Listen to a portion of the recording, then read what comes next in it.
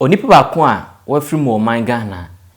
na yi ase from say o free mu ebeti samre no asundue mada eye Charles Kodwofusu a din edodo na de nim ne Daddy Lumba abre pepe free mu no yeti nsem bebre say yi beba so say maso inna akoye court ensem yenim sen ka abra ya pen krabe awie ndie ka asundue ba ka ete bibi akoda nemum asundue no emai emani nua ba yakosu abrempoma ene ofayaw se omo de ayi na ebusuapanyi ye ne de omo empene so enye kwan na kai omo hwese ofa so eye omo nua be man omo ofa no omo ofa ase no ayi na se ntoto enye sa na ebusuapanyi eye tema omo so ka senka on be celebration of life ama Daddy Lumba nyame boa 28 27th ewo Accra na we na ebusuapanyi se da bi ono kon nipa owutumi se woye saade ntomo tamasam no ede ko woye Accra High Court na ne ena omotena asem no so no yenkwe ensema eye ebusuapanyi ne lawyer no ede betu dwa February 2026 eye afiwe mu ena yede nkrata bedan court se court no emfatable into celebration of life papa shi akosua sewa ene sina fosu ene ofaya poku epese eye no so na yede sa asem no bedan court no within 3 days ena yema obi biara o se ote asem no yede ne krata eyeden ekoma no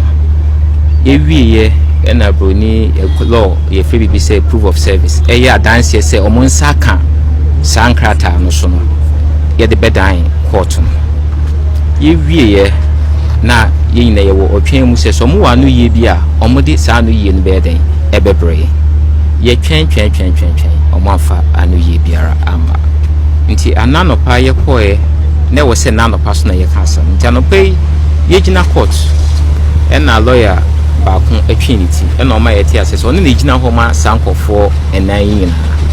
na afi anopa ya na odi na anu ye ede aba ema me bisai se court ne sa kan ye no court ne se da bi omo nsa enyankan yesu yensankan nti na wo se ye twen na anu ye na omodi aba no yensa eka bi na yehu ne ewo na yehu gina bia yesu ye begina ye ba ye ra beka nti court ni tie na wotu ahye 23rd of this month say 23rd of this month no ebusuapani lawyer no ena de nsemi na abetudwa ti me busa se ayie no ye celebration of life anyway ni na no abusuapani na ankasa no won hwese kayese asundue eba o mabusuanim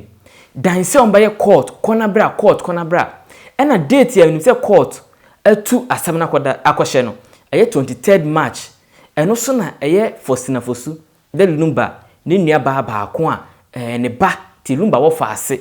a o kan chingu ye no sa 23rd na ankasa na ye jakofi so ekwan ti me busa se sabre no eye ofayaw agosu abrempoma ombeja court no ho abakumase anase ombeko court ho eye asema eda ho ti eba asa na busuapanyi lawyer de nsem na atudwan yenko ne enko tie eye agosu abrempoma papa shi omoso lawyer de ono so edi tudwa ye portal injunction application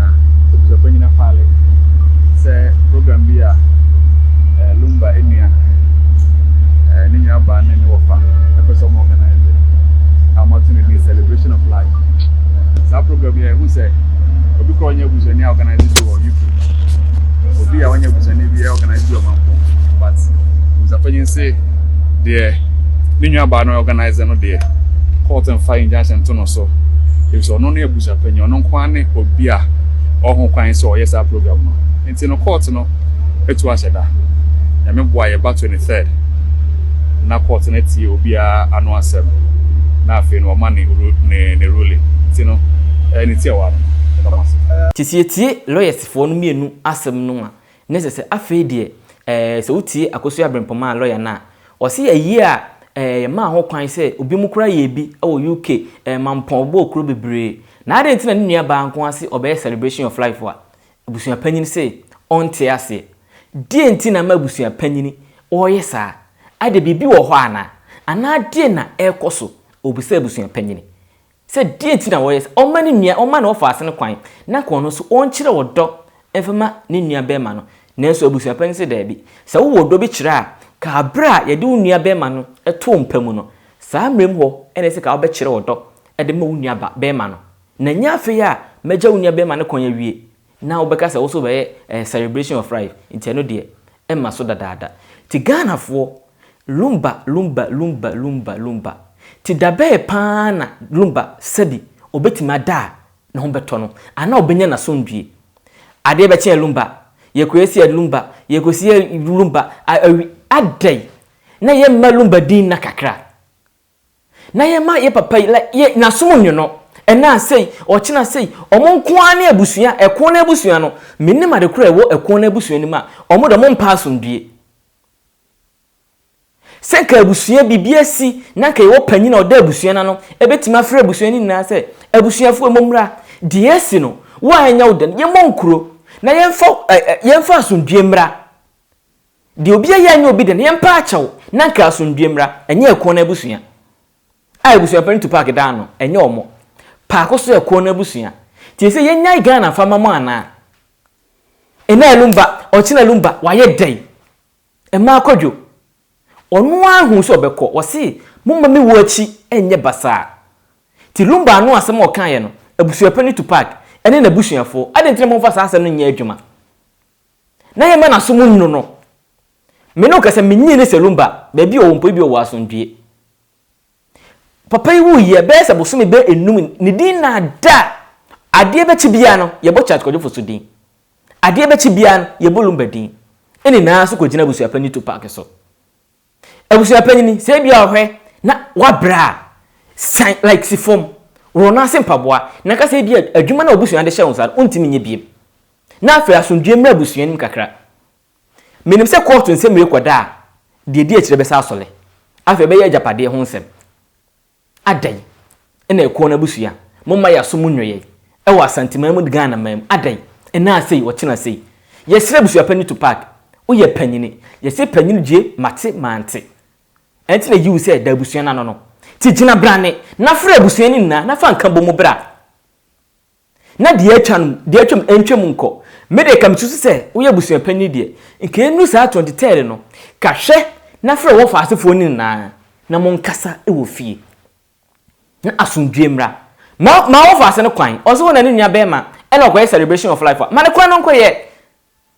ana no so no sabi ebe se obusua panyi na wudi na na ana edenta wanta obi ba obusua ni ma ana bibi wo ho okoye sa celebration of life na bibi wo ho abusua panyi ebe hante wa na ma yehu sa adewi na asundue emra wo fa se baako ana ona na mpo nyambo 23 se ko jane kwan kofi producers mo fa kofi poster nto so ma mehe 23 March ya Saturday na so na court se mo samra nti bibusa se mo be jai court no ana se be jai mo fa ase ne de no se ya no mo ankasa munyi no ho mienu ana ise mo kase ene mo nko court no lawyers na nkonko di asam na na yesre mo abusua panyini mo maso dwemra emra abusua nim na Ghana yeso yaso munnu ye kakra na Charles o ema akwadwo eye mabone din bia eye yesre mo hay 24/7 so ya ka chem say de besi bia no ye fa nka memo ye koso ye de ani di sanse me yachi kopimra eye 23rd ye behese abusua no ebekọ court ana se ombekọ akosie eye omofa ase kwadwo no emre ene nkra ba ebekire 24/7 yeguso ye de besi bia ye de bebrem